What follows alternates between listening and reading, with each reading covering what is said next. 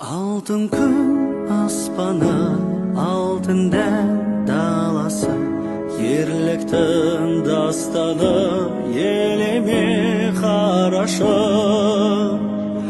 Ежелден ердеген даңқымыз шықты ғой, намысын бермеген қазығым мықты ғой. Менің елім,